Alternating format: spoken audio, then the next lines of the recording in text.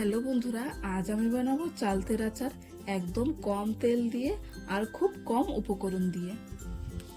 চালতের আচার বানাতে গেলে একদমই ঝামেলা হয় না আর খুব কম সময়তে আচারটা তৈরি হয়ে যায়। যে কোনোদিন আগে আচার বানায়নি সেও এই আচারটা বানাতে পারবে।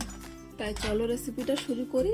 তার জন্য প্রথমে একটা চালতাকে এভাবে ছুলে নিয়ে লম্বা লম্বা করে কেটে নিয়েছি।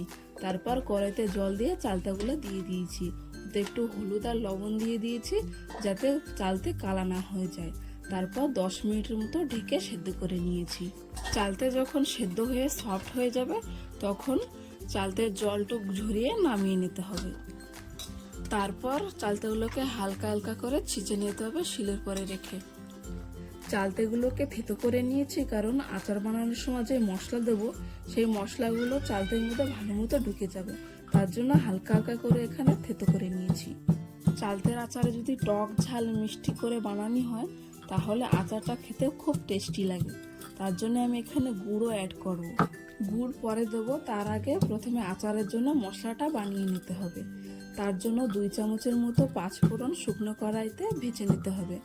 যেহেতু আমি একটা চালতে দিয়ে আচার বানাচ্ছি তার জন্য আমি খালি 2 চামচের মতনই 5 ফোড়ন দিয়েছি। তোমরা যদি বেশি করে বানাতে চাও তাহলে মশলার মাত্রাটা একটু বেশি রাখতে পারো।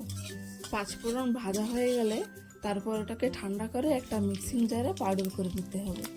তারপর একটা কড়াইতে অল্প সর্ষের তেল দিয়ে 5 ফোড়ন ছেড়ে দিতে হবে। 5 ফোড়ন যখন ফুটে উঠবে তারপর ছেঁচে রাখা চালতেগুলো দিয়ে দেবো এখানে। চালতেগুলোকে ওই তেলে ভালো মতো ভেজে নিতে হবে যত সময় চালতের জলটা না শুকিয়ে যায়। চালতেতে যদি হালকা একটু জল থেকে যায় তাহলে চালতের আচার জলদি নষ্ট হয়ে যেতে পারে। তার জন্য প্রথমে চালতের জলগুলোকে ভালো মতো শুকিয়ে নিতে হবে ভেজে। চালতের জল শুকিয়ে যাওয়ার পর হলুদ আর লবণ দিয়ে আর একটু সময় ভেজে নিতে হবে। তারপর গুড় দিয়ে দিয়েছি। আমি এখানে গুড় কম দিয়েছি, তোমরা চাইলে বেশি দিতে পারো।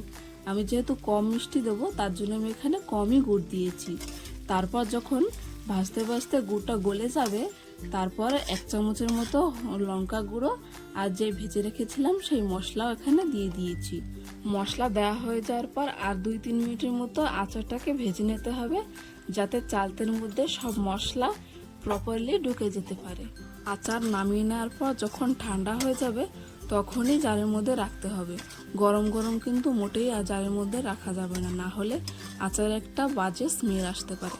এইভাবেই যদি তোমরা চালতের আচার বানাও তাহলে বারবার রোদেও দেওয়া লাগবে না আর জলদি আচারটা নষ্টও হবে না। এইভাবে সিম্পল আর কম উপকরণ দিয়ে আচার বানালে আচারটা খেতে খুব টেস্টি লাগে।